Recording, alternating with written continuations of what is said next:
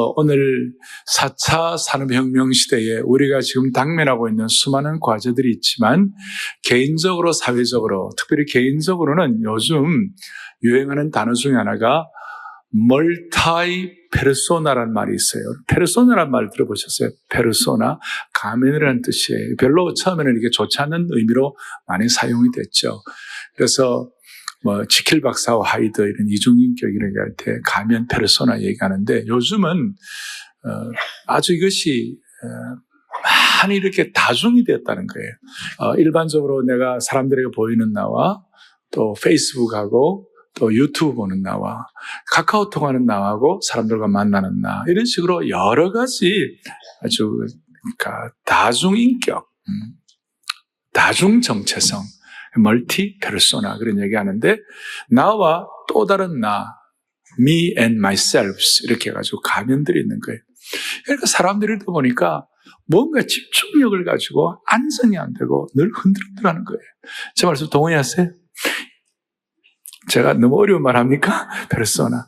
또 하나는 뭐냐면 이 4차 산업혁명 시대에 가장 많이 대두되는 건 빅데이터죠. 그 빅데이터는 인공지능하고 또 수많은 CCTV나 안면인식 이런 거 수많은 자료를 가지고 나도 모르는 내 삶을 누가 위에서 다 컨트롤하고 있는 거예요. 조지 오웰이 말한 1984 동물농장의 빅브라더처럼 전부 다 이렇게 감시를 하는 거예요. 가장 대표적인 곳이 중국이에요.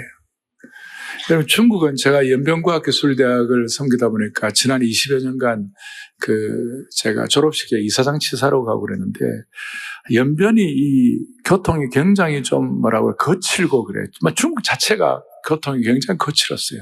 근데 최근 들어가고 굉장히 교통이 얌전해졌어요. 이 무슨 일이 벌어졌나 알고 보니까 도로마다 CCTV를 만들어가지고 완전히 장악해갖고 누군가 교통 상황을 어기면 그대로 찍어놨다가 바로 벌금 통지서가 날아가는 것이. 그러니까 벌금을 계속 받으니까 얌전한 양같이 되었어요. 과거에 중국은 고속도로도 역주행하고 그런 나라예요. 알 사람만 알도다. 미국 같은 경우는 개인의 자유 이런 것들을 인정하기 때문에 CCTV가 그렇게 많지가 않아요. 그리고 이 교통 티켓도 CCTV를 떼는 것이 아니고 경찰관이 직접 다니면서 떼고 그렇게 하죠. 그러니까 좀 차이가 있죠. 이런 것 때문에 사람이 보이지 않게 불안하고 두려운 것이 있는 것이. 이런 상황 속에서 우리는 어떻게 살아야 하나? 어떻게 살아야 하나?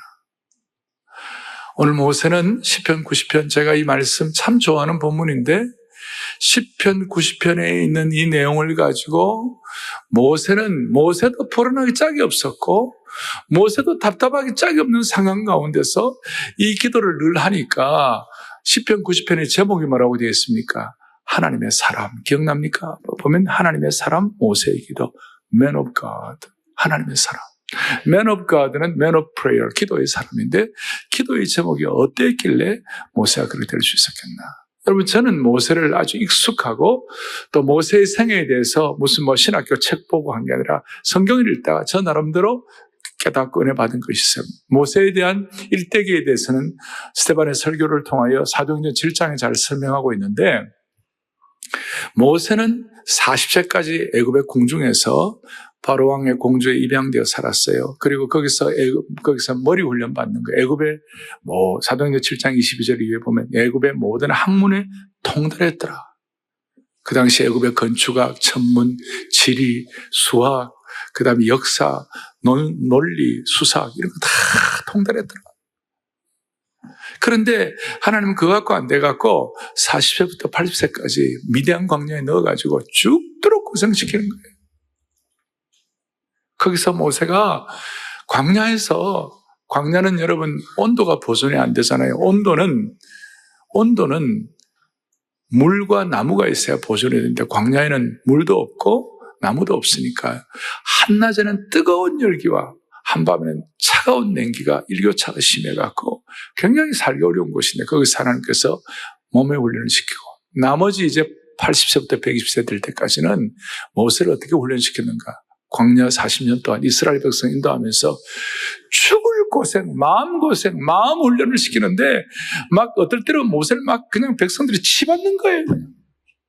반대하고 그냥 막 대적하고 심지어 하다 안 되면 광야에서 뻑하면 뭐라고 그러냐면 우리가 애굽으로 돌아가면 더 좋았을 것을, 애굽의 생활이 더 좋을 것을 사람 미치게 만드는 것이에요. 거기서 모세가 불안감과 안정이 되지 못하고 충분히 어려울 수 있는 상황인데 모세가 그걸 극복하는 거예요. 전 어릴 때 우리 할아버지가 저보고 현이는 모세처럼 되라. 제 장남이는 현이는 모세처럼 되라. 그리고 제 동생 보고는 호야는 다윗처럼 되라.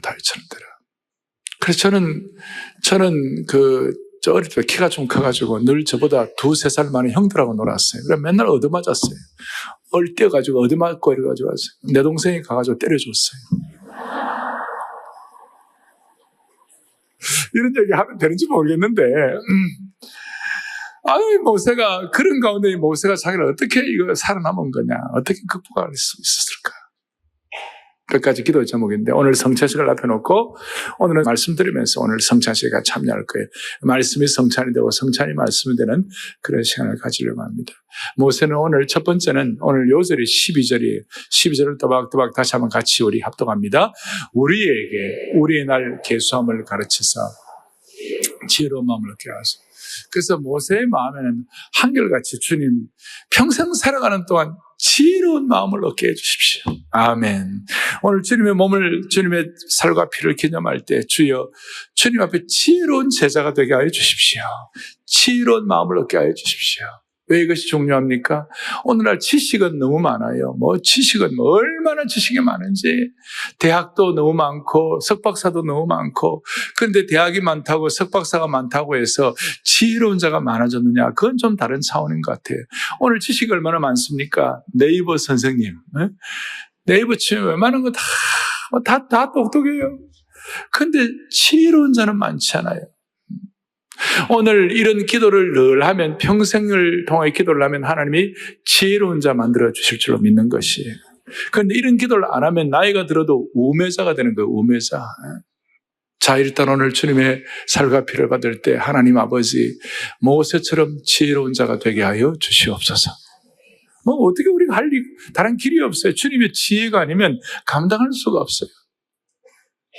저는 예배를 준비하고 예배를 섬기면서 하나님, 예배를 섬기는 분들 한 분 한 분에게 지혜를 달라고, 이 예배의 영역과 영감과 능력이 다 집중되어서 온전히 하나님께만 크신 영광 올려드리게 하여 주옵소서. 그런 마음으로 지혜롭게 예배를 준비하겠다 그렇게 기도하고 있거든요. 두 번째로는 모세가 어떤 기도를 했는가? 1절, 2절 다 같이 다시 한번 보겠습니다. 주여, 주는 대대에 우리의 거처가 되셨나이다. 산이 생기기 전 땅과 세계도 주께서 조성하시기 전 곧 영원부터 영원까지 주님은 하나님이시니이다. 여기 보니까 1절에 주는 대대에 우리의 뭐가 된다고요? 거처가 되신다. 이 거처가 된다는 사도행전 17장에 바울이 고백한 내용하고 비슷한 게 있어요. 만약 우리가 그를 힘입어 살며 기동하며 존재하느니라. 사람이 기동하며 우리가 살아계신 하나님 앞에서 우리가 동행하며 살아가는 존재다. 그러니까 1절에 주님 대대에 우리의 거처가 되신다 하는 이 말은 주님이 우리의 홈이 되신다. 장소적인 개념에서 우리가 주님 안에 산다. 주님이 우리의 거처가 되신다. dwelling place란 말인데, 여기에 이제 깊이 들어가면 사람이 사는 곳이라면 어느 지역이든지 법의 지배가 있는 것과 같이 우리가 주님 안에 산다는 것, 우리가 주님 우리의 거처가 된다는 말은 주님의 통치를 우리가 인정하는 줄로 믿습니다. 그래서 오늘 이 성찬을 앞에 놓고 주님이 우리를 얼마나 통치하시는가, 우리의 입장에서 보면 내가 주님께 얼마나 주권을 올려드리는 것인가, 이럴 때에 내 삶에 안정이 되고 지혜로운 하나님의 백성이 될 수가 있는 것이에요. 모세는 이 거처라는 말에 이 dwelling place, 주님이 나의 거처가 살 장소가 되었다, 거처가 된다는 말이 그렇게 마음이 와닿았어요. 왜냐하면 모세는 어릴 때부터 정처 없었어요. 태어나서 얼마 안 돼서부터 나일강가에 떠다니다가 애굽의 아들로 입양이 되고 미디안 광야 40년 사는 동안 어디에 거처가 제대로 있었겠어요? 그리고 80세부터 120세 될 때까지 이스라엘 백성들을 끌고 다니면서 함께 다니면서 어디에 마음 두고 정착할 데가 없었어요. 늘 이렇게 돌아다니는 인생이니까 모세의 입장에서는 주님이 내 인생에 안정된 거처가 된다는 이 말이 그렇게 감격스러울 수가 없었어요. 여러분들 제 말씀 이해가 가시죠? 이 인생이 이렇게 부평처처럼 이렇게 떠다니는 인생일수록 주님이 내 거처가 된다는 것이 그렇게 축복이 되는 거예요. 주님이 내 거처가 되려면 내 삶의 지배권을 주님께 올려드려야 되는 것이, 내 삶의 주권을 주님 앞에 올려드려야 되는 것이, 나의 삶의 입법권, 사법권, 행정권을 주님 앞에 올려드려야 되는 것이. 그런데 문제는 뭐냐? 문제는 이렇게 올려드린다 할 때 우리도 모르게 우리의 과거의 부패한 본성 때문에 우리도 모르게 주권 드리는 거 쉽지가 않아요. 자, 이런 질문을 한번 던져보겠어요. 취미로 하는 낚시나 혹은 운동을 15년 정도 하게 되면 그 일반 시간 법칙이라는 거 있잖아요. 초보자들이 감히 넘보지 못하는 전문적인 모습을 보일 수가 있죠. 그 낚시 하나도 15년 하면요, 굉장하죠. 그런 사람들은 없는 고기도 잡아요. 없는 고기도 잡아요, 그런 사람. 그래서 저 같은 사람은 낚시에 익숙하지 않는 사람은 내가 가면 있는 고기도 다 도망가요. 언제 한번 물반 고기반이라는 데 갔더니 한 마리도 못 잡았어요. 그런데 15년 낚시하면 완전히 전문가 되는 거예요. 그런데 여러분 15년 교회 다녔는데 신앙생활 제대로 합니까? 교회 생활 15년 한 분들 가운데서 주일마다 교회 출석하고 또 말씀을 듣고 기독량으로 어느 정도 이제 성경 지식도 알고 교회 생활 익숙할지 모르지만 이상하게도 신앙의 깊이가 없고 실질적인 삶의 변화도 없는 분들이 많아요. 신앙생활 오래 했는데도 불구하고 자기 중심적이 되고 신앙의 옷을 빙자해가지고 고집과 아집으로 굳어가는 사람들도 많아요. 여러분, 만약에 모세가 하나님께 자기 권리 포기하지 않고 주권을 드리지 않았다면 이스라엘 역사는 없는 거예요. 바울이 자신의 권리를 포기하고 하나님께 주권을 드리지 않았다면 교회 역사는 없는 것이에요. 사랑의 교회도 마찬가지예요. 사랑의 교회 오늘까지 올 수 있는 것은 지난 우리 성탄 주일보다 오늘 송년주일이 더 영적으로 더 똘똘 뭉친 줄로 믿습니다. 제가 보니까 오늘 앞에 예배도 그렇고 교인들이 그냥 막 눈을 반짝반짝반짝 하면서 어떤 교인들을 처음 가다가 보다가 세상에 이 교회 성도들은 왜 이렇게 말씀을 이야 다들 너무나 집중해서 듣는다고 다들 학생들이면 다 A급 A 성적 다 받겠다고 그래요. 너무나 성도들이 말씀을 집중한다는 것이 할렐루야. 너무 고마운 일이에요. 이렇게 된 이유가 뭘까요? 자기 주장하지 아니하고 보이지 않는 자리에서 자기의 주권을 하나님께 드리고 묵묵하게 자기 권리를 포기하고 하나님께 자신의 주권을 맡긴 사람들 때문에 그분들 때문에 오늘 이런 은혜가 있는 줄로 믿습니다. 그런데 주권을 포기하는 건 정말 다시 한번 쉽지 않아요. 육신의 본성 때문에 끈질긴 죄의 속성 때문에 자기 부인이 쉽지 않아요. 적극적으로는 내가 가진 소유나 물질이나 명예와 같은 거 포기하는 거 이것도 쉽지 않을 뿐만 아니라 소극적인 권리들 내 속에 있는 거 있잖아요. 비판할 수 있는 권리, 그 다음에 좀 이렇게 삐질 수 있는 권리 뭐 이런 거 온갖 것 다 있잖아요. 그리고 그 권리를 포기하지 않도록 마귀는 와가지고 귀에다가 삭삭삭삭삭삭 너 권리 포기하지 마. 그리고 어떨 때는 확성기로 유혹하고 위협하고 그냥 막 그래가 소극적인 권리도 포기하지 못하게 만드는 거예요. 오늘 주권을 주님 앞에 올려드려서 주님의 몸과 피를 기념할 때에 우리의 권리를 주님 앞에 올려드리고 적극적이든 소극적인 권리를 포기함으로 말미암아 하나님의 나라의 역사가 놀랍게 쓰여지기를 바라는 것이에요. 다시 한번 내 인생의 입법권을 주님 앞에 올려드리기를 원합니다. 법을 정하는 자가 하나님이 되게 해주시기를 바랍니다. 대한민국 국회가 지금 입법한다고 대단한 난리입니다. 나는 우리나라의 국회의원들이 하나님께 물어보고 법을 정했으면 좋겠어요. 한국 재헌국회가 기도하고 국회가 시작이 됐고 그리고 한국의 이 지금 우리나라의 헌법에 많은 기초가 미국 법을 많이 가져와가지고 여기에 무슨 일이 벌어졌는가? 미국 법이라는 것은 기독교 신앙으로 기초가 된 것이에요. 이 법이 잘 지켜질 수 있기를 바라는 것이에요. 두 번째로 사법권 마찬가지예요. 내 인생에 사법권을 내어놓고 법을 어긴 자를 응징하는 것이 내가 아니라 하나님이 응징하도록 해 주시기를 바라는 것이 내 인생의 행정권을 내려놓고 내가 통치자가 아니게 해 주시옵소서. 인생의 입법권, 사법권, 행정권을 내려놓으면 자동적으로 우리는 청지기가 되는 것이 선한 청지기가 되게 하여 주십시오. 그러면 우리가 어떻게 살아야 하나? 크게 시작. 내 인생의 입법권, 사법권, 행정권을 하나님 앞에 내려놓고 지혜로운 청지기가 아멘. 오늘 우리가 이런 마음으로 우리 교우들이 성찬에 참여할 때 하나님이 정말 기뻐하실 거예요. 여러분, 마귀의 3종 세트가 있어요. 교만, 판단, 정죄. 사탄은 교만의 입법권을 갖고, 사탄은 판단의 사법권을 갖고, 사탄은 정죄의 행정권을 갖는 것이 오늘 성찬에 참여하면서 이 모든 것들을 정리하게 하여 주옵소서. 첫 번째는 하나님께 주여 지혜의 마음을 주십시오. 두 번째는 주권을 주님께 올려드리게 하여 주옵소서. 세 번째로는 3절부터 5절까지 보면 3절에 보니까 인생은 뭐로 돌아가라고 하시고 티끌로 돌아가게 하시고, 4절에 보니까 천년이 하나님 앞에서 한 점 같다. 옛날은 천년이 하나님 앞에서 밤의 한 경점 같다. 구약에 제일 오래 산 사람이 무드셀라입니다. 969세까지 살았습니다. 그 960, 거의 1000년이 하나님 앞에서 한 점 같다. 그리고 5절에 보니까 인생을 쓸어 가시되 주께서 그들을 홍수처럼 쓸어 가시나이다. 인생은 잠깐 자는 것 같으며 아침에 돋는 풀 같으니이다.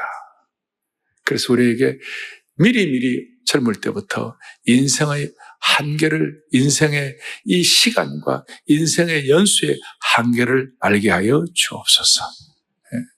이럴 때 우리는 정말 지혜롭고 주님 앞에 하나님의 사람으로 무장될 수가 있는 거예요. 오늘 같은 송년 예배는 우리가 다 실감이 돼요. 인생의 캘린더도 마찬가지고, 달력도 1월 1일이 있고 12월 31일이 있는 것처럼 인생의 달력도 한계가 있는 것이. 일부 예배 80세 되신 어른들한테 제가 80세는 이제 11시 50분입니다. 10분 남았습니다. 얘기하니까 1분 맞추고 나가고 누가 나한테 오더니 목사님 11시 50분은 너무하고 10시 50분으로 해주세요. 그러더라. 그래도 그렇잖아요. 11시 넘었어요. 그럼 35세 청년은 내가 12시 다 됐다 그랬어요. 아니, 35세는 일생 평생에 배우면 아직까지 12시 안 됐는데요. No. 35살 이전에는 인생이 천천히 가지만 35살 이후부터 빨리빨리 간다. 그러니까 12시 넘은 거야. 인생은 이렇게, 이제 여러분 몇 시예요? 다들? 3시? 오후 4시? 우리 다 시간의 한계를 갖고 사는 사람들. 모세는요, 이걸 막 홍수처럼 쓸어가는 걸 절감했어요.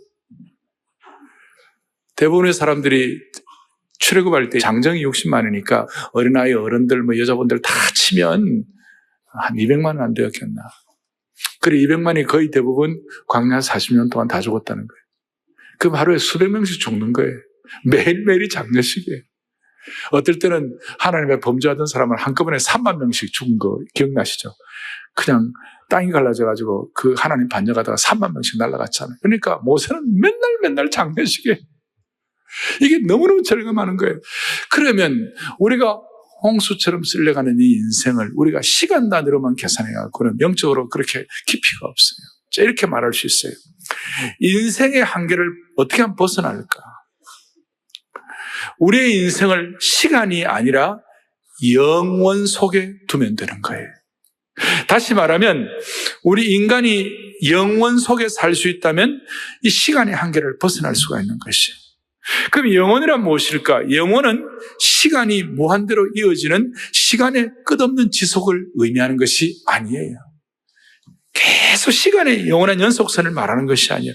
성경에서 말하는 영원은, 이터너티는 그리스도와 접붙여져서 예수님 안에서 누리는 삶이 영원이에요. 그러니까 이 영원한 시간은 우리가 죽어갖고만 누릴 수 있는 것이 아니에요. 이 영혼은 예수님과 접붙여서 주님의 통치를 받고 주님의 인도를 받는 그 순간이 영원이 되는 것이에요. 따라서 오늘 그리스도의 몸과 피를 기념하는 이 순간은 어떻게 보면 영원의 절정이 되는 것이에요. 그러니까 전복되고 주님의 통치를 받고 사는 이런 시간이 되면 이 시간이 얼마가 되든 상관이 없이 이 땅에 살면서도 영원을 누릴 수가 있는 것이에요. 할렐루야. 자, 이걸 잘 모르는 사람들에 대해서 달라스 윌라도 같은 그 최고의 신학자가 뭐라고 얘기하나 이런 얘기를 해요. 같이 보죠. 안타까운 것은 복음이 죽어서 천국에 가는 것만으로 축소되었다. 그에 따라 우리가 생각하는 하나님의 크기도 축소되었다. 이게 무슨 말이냐면 우리가 복음이다, 영생이다 하는 걸 천국 가서만 누리는 거라고 생각하는, 그건 아니라는 거예요.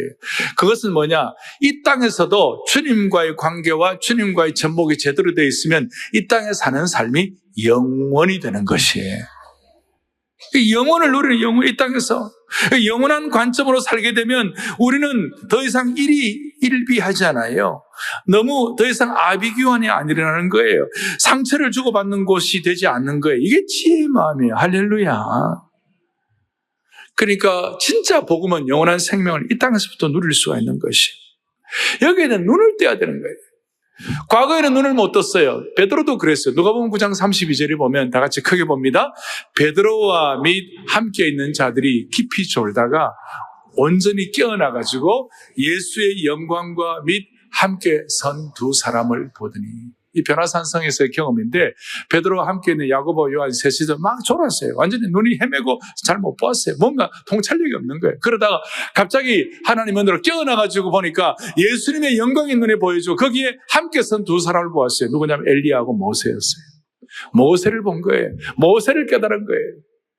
오늘 우리가 졸든 인생이지만 주님의 영혼의 눈이 열리고 그리스도의 몸과 피를 기념하는 이 순간, 오늘 주님의 통치가 입법권, 사법권, 행정권을 주님 앞에 돌려드린다고 집중만 하게 되면 오늘 이 시간이 영혼이 되고 졸든 눈이 깨어져 가지고 모세를 바라보게 되는 것이, 하나님의 영광을 바라보게 되는 것이, 오늘 그렇게 되면 웬만한 것은 지나갈 수가 있는 것입니다. 과거는 과거로 다 지나가게 하는 것입니다. 주님이 한 번씩 말씀하셔, 죽은 자는 죽은 자들로 장사하게 하라. 다 과거는 지나가게 합니다. 그리고 예배 시간, 성찬을 경험하면 이 시간이 영혼의 절정을 경험하게 되면 나도 모르게 남편을 더 사랑할 수 있는 힘을 얻게 되는 것이, 아내를 더 사랑하게 되는 것, 자녀를 더 사랑하게. 왜냐하면 지금까지 시간이라는 인생의 한계 속에서 우리가 상처나 분노나 증오 가운데 압도되었다면, 영혼을 사는 시각을 갖게 되면 더 이상 그것은 커 보이지 않고, 그것은 더 이상 우리를 압도하지 않고 지나가게 만드는 것이, 흘러간 일에 집착하지 마시기를 바라는 것이, 그리고 사소한 일에 얽매이지 마시기를 바라는 거예요. 제가 작은 일이라고 무시하라는 뜻이 아니에요. 가벼운 마음으로 다뤄도 되는 것은, 작은 것은 정리해버리라는 것이. 근데 어떤 사람은 작은 걸 크게 만드는 사람이 있어요. 사랑하는 교우들이요, 예를 들어서 정말 자식이 아파갖고 그 아픈 자식이 회복만 되면 좋겠다는 그런 엄마에게는요, 옆에 있는 누가 자식들이 좀 더 성적을 많이 제대로 못 받아왔다고 막 울고불고 통곡을 하며 그냥 네가 내 아들이냐 그러면서 있잖아요. 난리를 치는, 그것은 아무 의미가 없는 거예요. 정말 이해가 됩니까? 진짜 중요한, 진짜 어려운 일이 있으면 별로 이건 다 사소한 것이에요. 여러분, 이런 안목을 주님이 주시기를 바랍니다. 그래서 성찬의 그리스도의 몸과 피를 기념하면 우리는 오늘 간장 종지같이 좁은 그릇을 이제는 정리하고 하나님 나라의 영혼을 바라보는 시각을 가지고 주님이 우리에게 주시는 지혜의 마음으로 매일매일 입법권, 사법권, 행정권을 주님께 드리면서 주님께 영광 돌려주시리라고 믿습니다. 여러분, 이제 나의 영원하신 기업 생명보다 귀하다, 이런 지혜의 마음을 가지고 찬양을 하면서 여러분들이 오늘 우리 성찬위원들이 여러분들의 떡과 잔을 오늘 그대로 같이 드리겠어요. 받으실 때 그냥 받으시고 그 다음 기념은 같이 하겠습니다. 같이만 마음으로. 그리고 이제 떡을 받으실 때에 제가 또 말씀을 드릴 거예요. 나의 영원하신 기업 생명보다 귀하다 찬양 준비하면서 우리 성찬위원들은 떡을 우리 온 성도들에게 같이 나눠주시고 별관에도 그렇게 하시고, 받지 못하는 분들은 손을 들어 펴해 주시고, 오늘은 말씀 속에서 그냥 자연스럽게 성찬을 받도록 하겠습니다. 나의 영원하신 기업 찬양하면서 먼저 떡을 받겠습니다. 나의 영원하신 기업 생명보다 귀하다 나의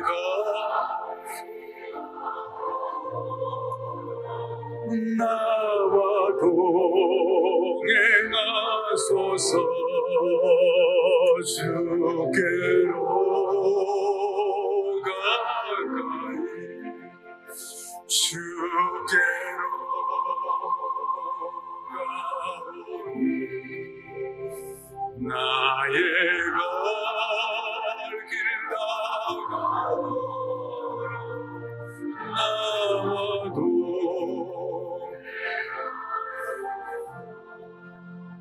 떡을 계속 받으시면서 제 말씀을 듣겠습니다. 모세의 지혜로운 기도, 주여 평생 지혜의 마음을 얻게 하여 주십시오. 하나님께 주권을 드리게 해 주십시오.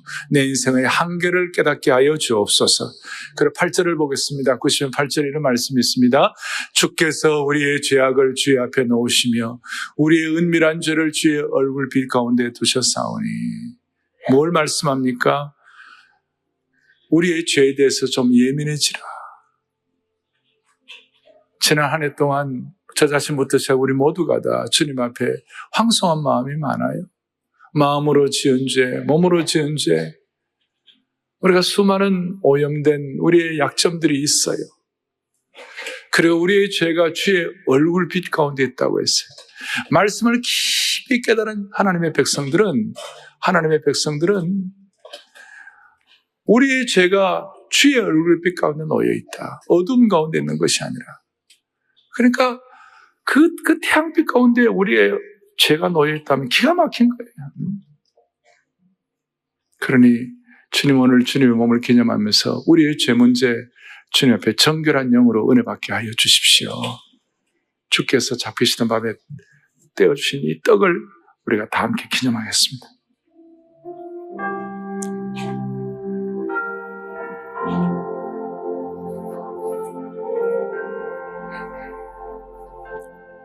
하나님 아버지, 송년 예배 드릴 수 있도록 환경 주시고 은혜 주시고 믿음 주신 주님을 찬양합니다.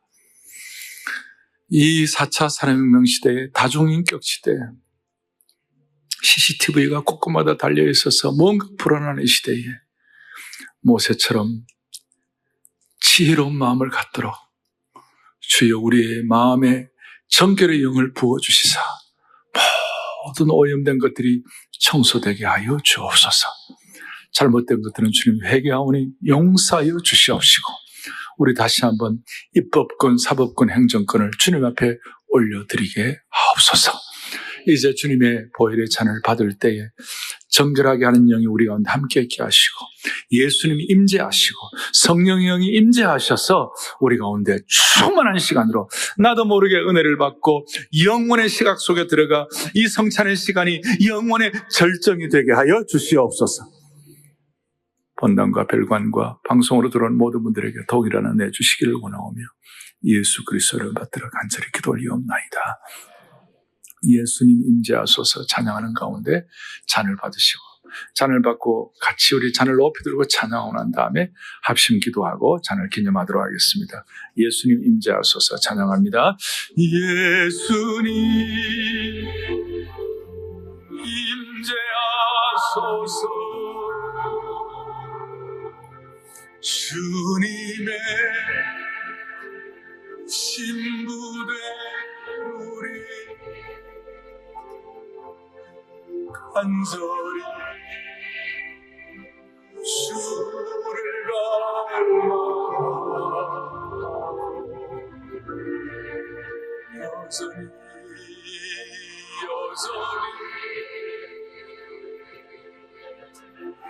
예수님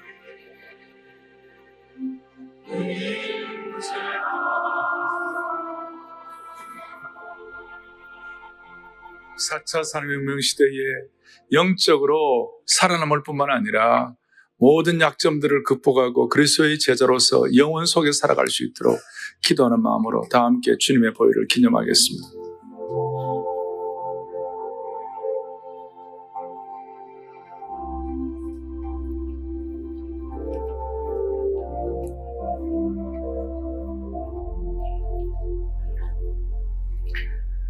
제가 근본 질문 시리즈를 마무리하면서 마음에 소원이 생겼어요. 우리 성도들 하나님이 주신 은혜의 현장이 되게 하시고 뭔가 삶에 분명한 열매와 결과가 있게 하여 주십시오. 그냥 신앙이 구름 잡는 것이 아니라 실체가 있게 해달라고.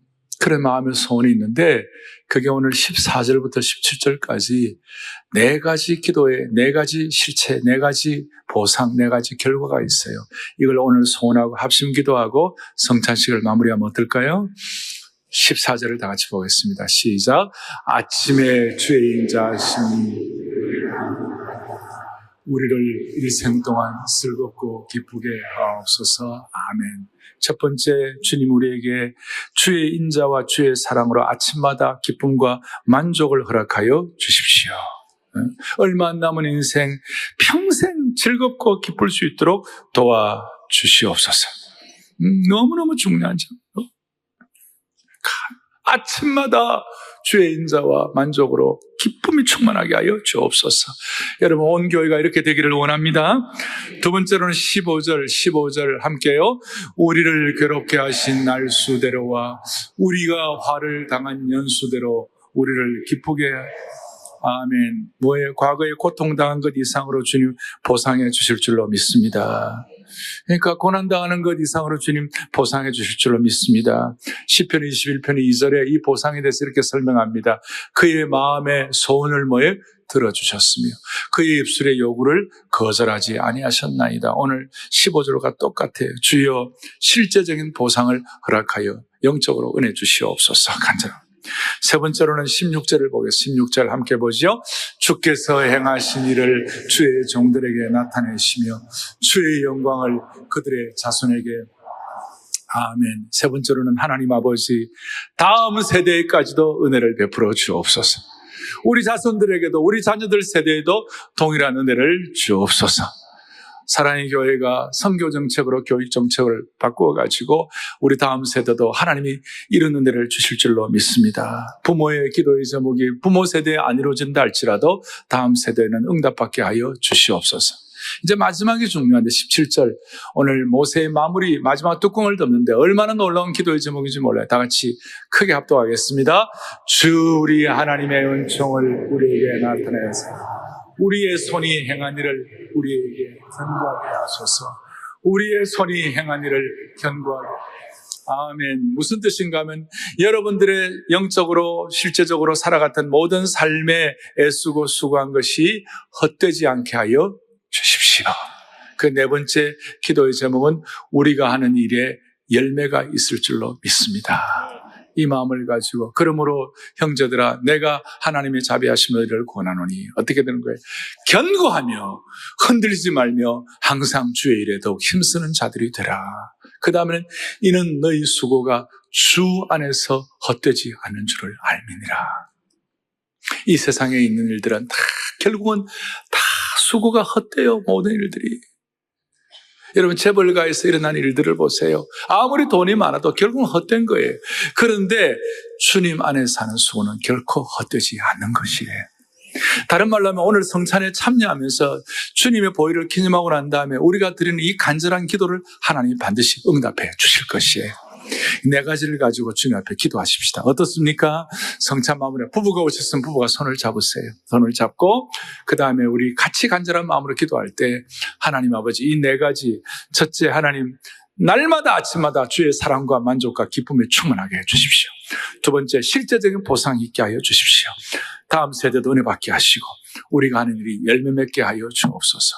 주님께 입법권과 사법권과 행정권을 드리오니 받아 주시옵소서. 또 우리 교회는 성탄 이후 온 교회 화해와 용서의 사랑의 은혜가 충만하게 된 줄로 믿습니다. 이 아름다운 결과 잘 가꾸어 가게 하여 주옵소서. 그런 마음을 가지고 모든 것들 종합해가지고 주여 성찬의 은혜를 주옵소서. 주여 성찬의 은혜를 달라고 크게 두 번 외치고 간절히 기도하겠습니다. 주여 성찬의 은혜를 주여 성찬의 은혜를 주옵소서. 하나님 아버지 살아계신 하나님 아버지 전능하신 하나님 아버지 자비로우신 하나님 아버지 우리의 마음과 뜻과 정성을 다하여 절실하게 기도하고 매어 달립니다. 오늘 하나님의 사람 모세 기도의 사람 모세가 기도한 것이 그대로 응답되게 하여 주실 줄을 확신합니다. 하나님 아버지 오늘 이 송년 예배에 우리가 올려드리는 찬양과 말씀과 이 성찬이 주님 앞에 제물되게 하신 줄로 믿습니다. 혼란하고 안정이 없고 그 은근한 두려움 가운데서 고통하는 모든 주의 백성들에게 완전히 영적인 자유함과 비상을 경험하게 하여 주시옵소서.